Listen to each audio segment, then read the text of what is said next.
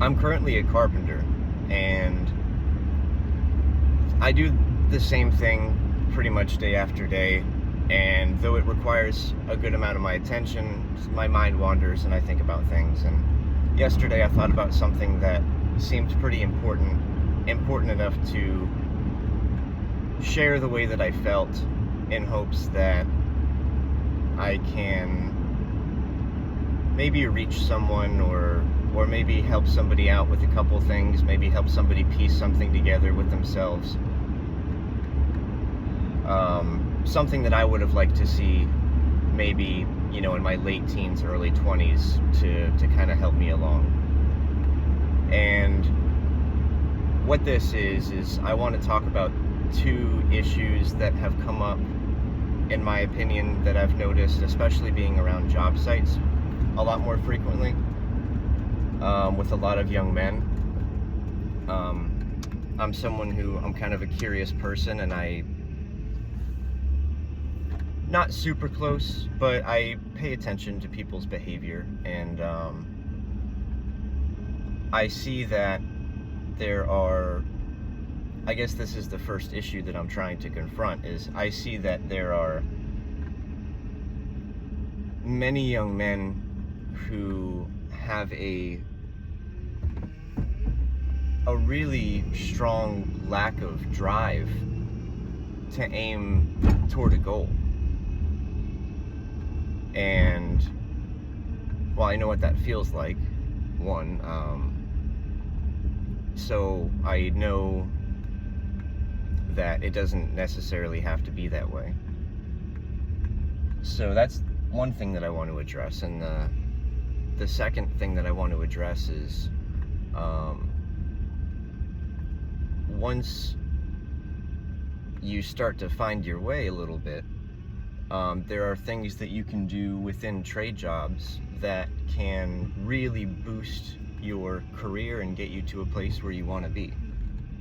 So I'm kind of busy and I have a lot of things going on, and I would like to be able to give you my full attention, but I can't really afford, to be honest with you, to let it interfere with my work. So I'm going to try to work and express my thoughts, and we'll see how it goes. Please bear with me. The camera is going to be moving around constantly.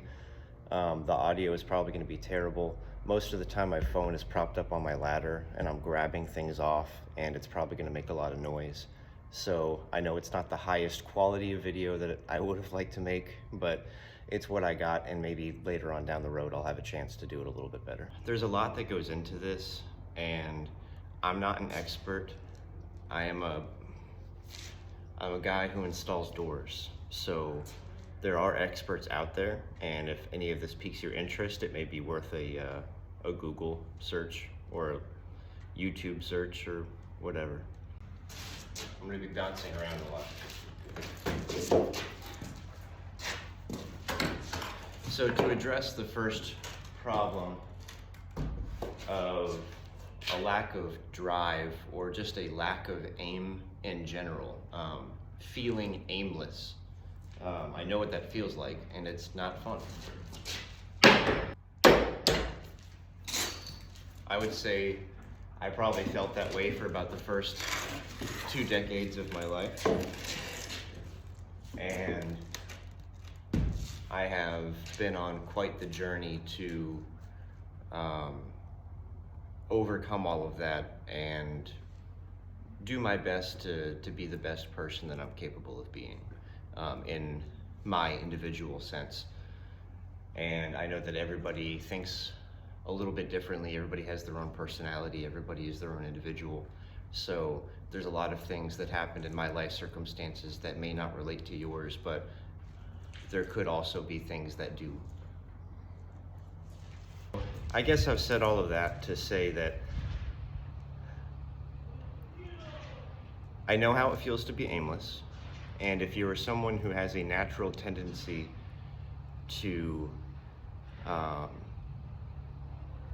feel that way, then there's something that you can do about it. And I know that because I've done something about it.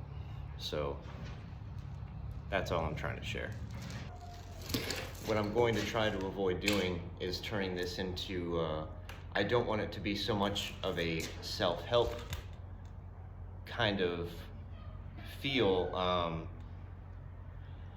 These are just things that I feel like are necessary to lay the foundation for the things that I want to say. I know exactly what it feels like to be in a job where you just constantly ask yourself, what the hell am I doing? And no matter how many times you ask yourself that question, you just keep doing it because it's what you know. And when you make plans about the future, you feel like you should be making plans about the future, and when you actually make plans, you feel like you're taking a step in the right direction by making a plan, but in the back of your mind, the plan that you made doesn't really seem right. It doesn't feel right. I know that feeling very well. And that has led me to and from many life experiences. Enough to feel like I'm competent enough to share this information with you. So I know that people who feel aimless, like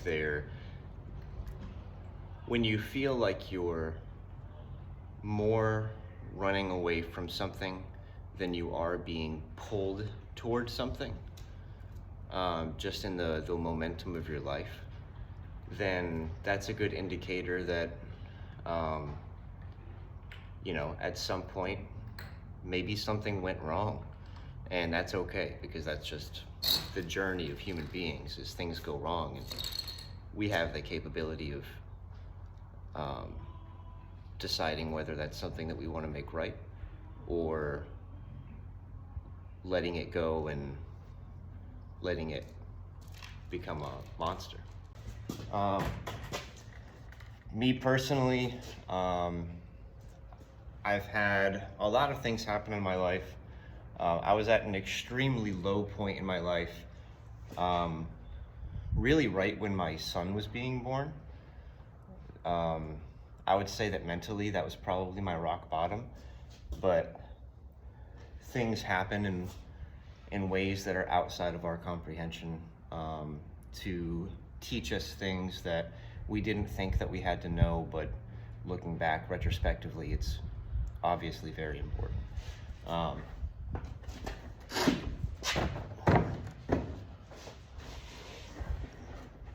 shit.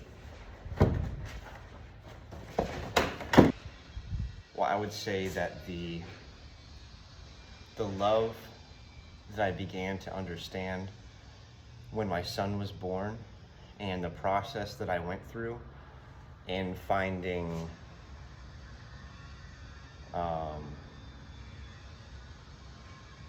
I found a lot of wisdom and understanding. I learned how much I don't know. It was a big lesson for me. I really understood that I gained my faith in God, and that's a whole story in its own. I learned that experiencing love in your lifetime and setting your life up as much as you can in a way that you can bring as much of that love as possible into your life is as close as we can get to God in this physical lifetime. That made a really big difference in the way that I thought and the way that I behave. Depending on your personality, strongly depending on your personality, I'm gonna go ahead and say that your work, unless you are just very driven by work, is probably not gonna help you very much. You probably have other things that need to be dealt with outside of work. And they're usually things that they're very deep and very difficult to deal with because they're in the places that you least want to look. And everybody goes through their own process of finding love and finding something to hold on to that makes all of the other inconvenience, going from, the end of one end of the spectrum, which is like a slight inconvenience, to the opposite end of the spectrum of suffering, is like absolute suffering. You have to find something that's strong enough to overcome the whole spectrum, not just something that helps you get over the little inconveniences of life, but something that is solid, something that is iron, and something that you always have that makes everything else bearable, because life can be pretty unbearable sometimes. So that's the first thing. I can't really help you with that. That's a journey that you have to go through. It's a journey that I'm on and every other human being is on. And I want to kind of bring it back to the subject of trades.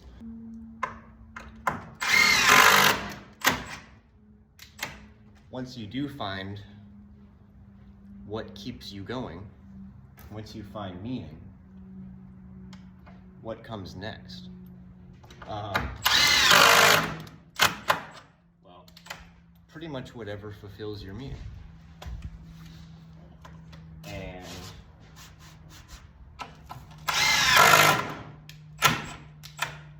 I think if you asked maybe a 22-year-old me what I'd like to be doing with my life, installing doors in houses would definitely not have been one of my ideal options that I would have picked. So I've had many goals and I've tried many things, and I'll continue to do that. But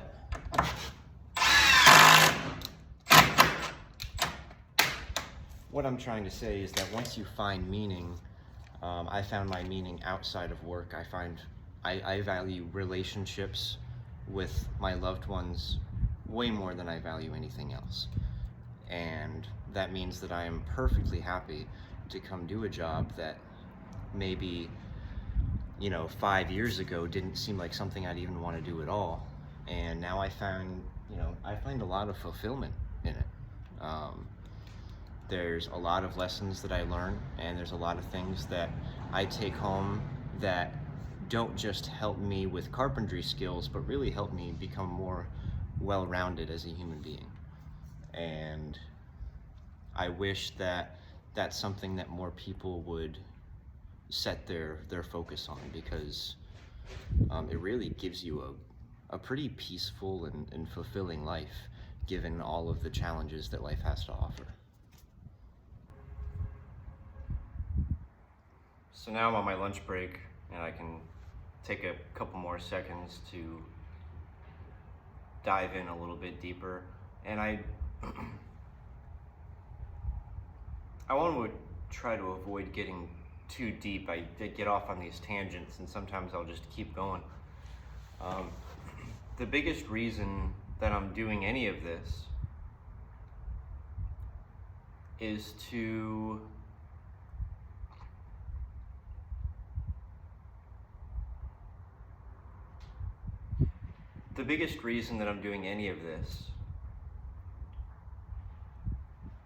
because of the experiences that I've had in my life that I've learned how to overcome.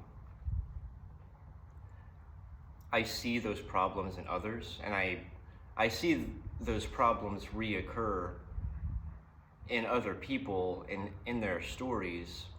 I suppose I'm just very interested in stories, and I'm very interested in people developing courage and understanding in a way that they can excel in their life as much as they deem possible. And I believe that unfortunately some people don't believe that it's that possible. And I see that as something very tragic. The inability to chase potential in your lifetime. We only get to do this one time.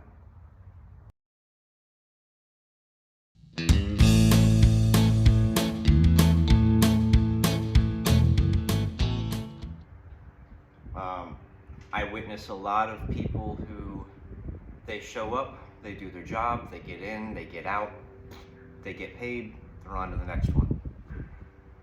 And that's okay.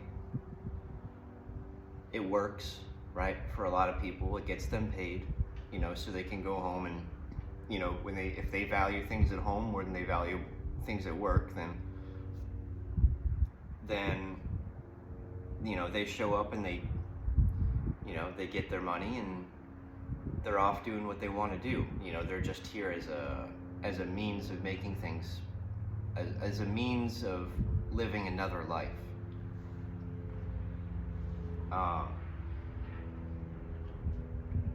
But with that foundation of meaning behind everything that you do, now I try to think about a few things while I'm working. I try to think about, one, is what I'm doing,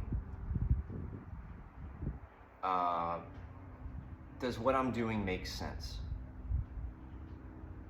And I have to really think about whether what I'm doing makes sense. And I try to do that with almost every decision. Okay, what I'm doing right now, is that the right thing? And sometimes you'll find that a part of you will go, hold on. If you did this way, then it would be a little bit easier. Or if you stop yourself in the middle of something that you know you're doing wrong and you ask yourself, am I doing this the right way? Then you might be able to save yourself a lot of trouble. Like, let's say I come in and I put a door in and maybe there's something like the hinges on the door kind of bounce if it's not installed properly. So when you close the door pops back open, and that tells you that it's installed improperly. So let's say I get 99% of the way through this door. I've just about finished it, and I close the door and I see that the hinges are popping back and forth. And I look at it and I can either go, hey, if I leave this right now and I walk away, I tell them I did it, I'm gonna get paid just the same. And I don't have to put my time into trying to fix this. I can just move on. And that's one way to go. And then a couple weeks down the road, maybe it fails an inspection, you have to come back, you have to do it again. Not only are you not getting paid for coming back to do it again, but you are sometimes having to pay fees for failing inspections. So it becomes a pretty big problem down the road when you're not constantly asking yourself whether what I'm doing right now is the right decision. Another thing that I think really helps people in trades, especially right when they're coming up, mosquitoes, really understand what you're doing. Get good at what you're doing. Take the time, your free time, whatever it takes, whatever you have to do. If you're gonna put up drywall, make sure you know exactly how to do it. What's the code? What are some tips and tricks that some of the vets use? What are the little things that you can try to pay attention to and pick up along the way to be the best drywall installer that you can be, right? And once you've got that down, then it doesn't stop there, because you can also ask questions like, what am I doing and how does it relate to the other trades that are also working here?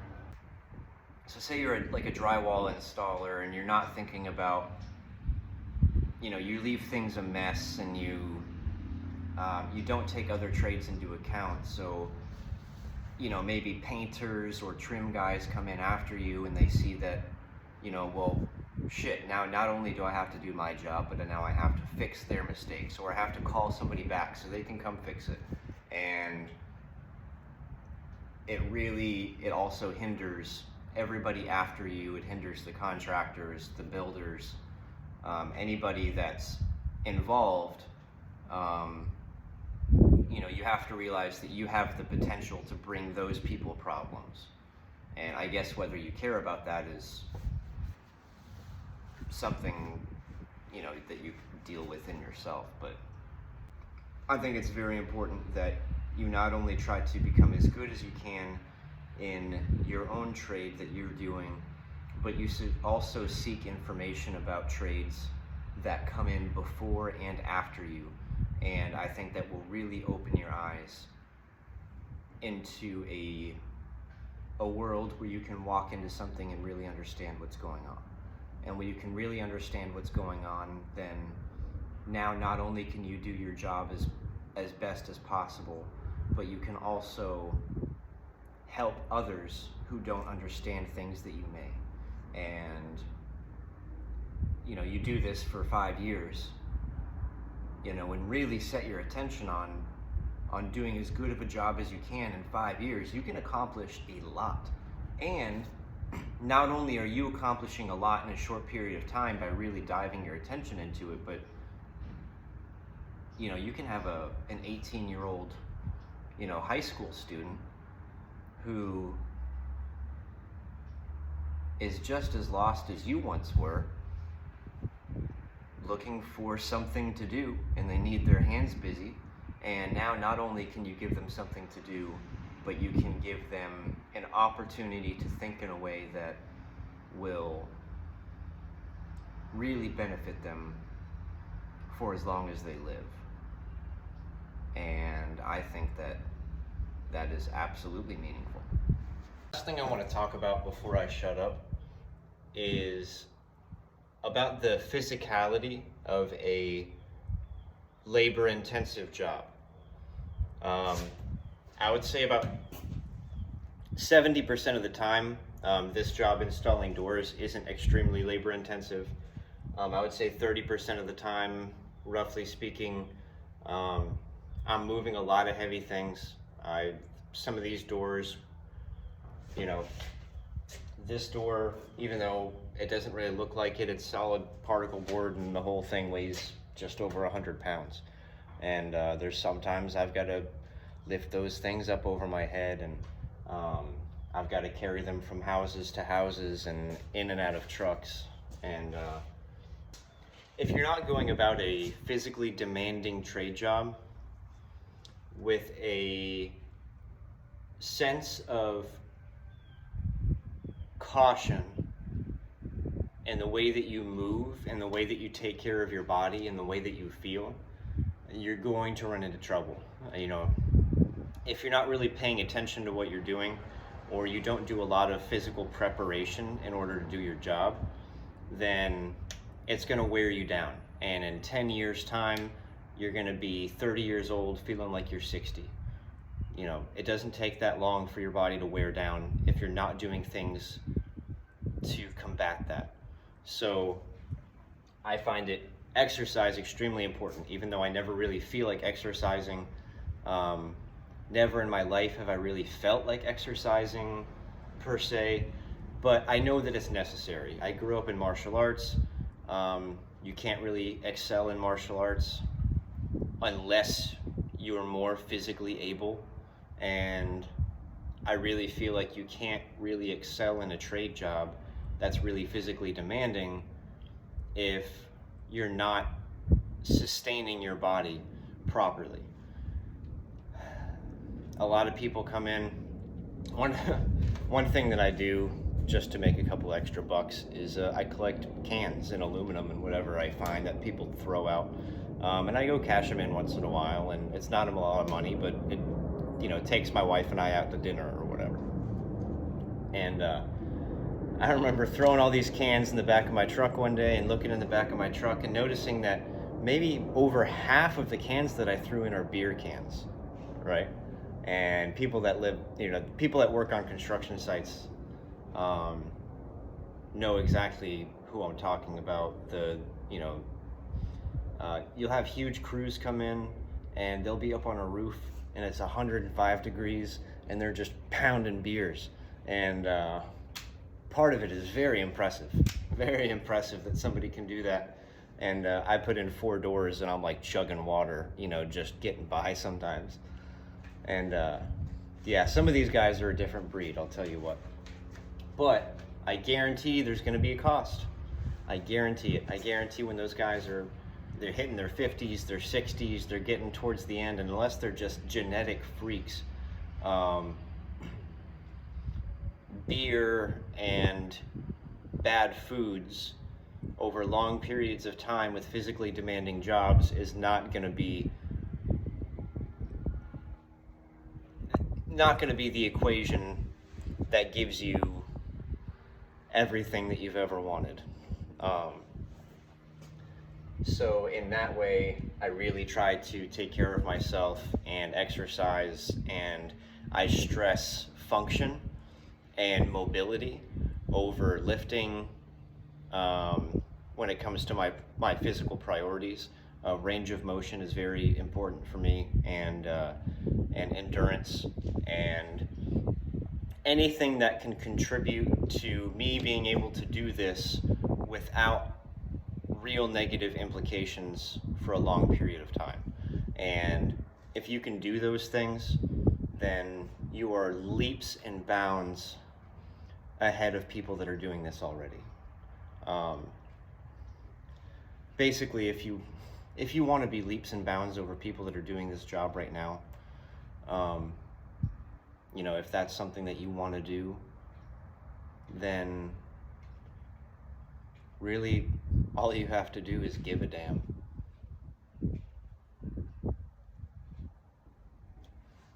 Doesn't really get more simple than that. So I know that's a lot of information, and I appreciate you sticking with me while I'm working. I don't get a lot of time to really sit down and make a proper video, so this is the best that I can do to get the thoughts out of my head. And hopefully, if at all as lost as I used to feel, I hope this helps in some kind of way. If not, I feel like it helped me a little bit kind of solidify the things that I was thinking, so at least it was beneficial for me, And yeah, if you want to leave a comment and have a question, or I'm happy to try to provide as much information as I'm capable of providing. Thanks.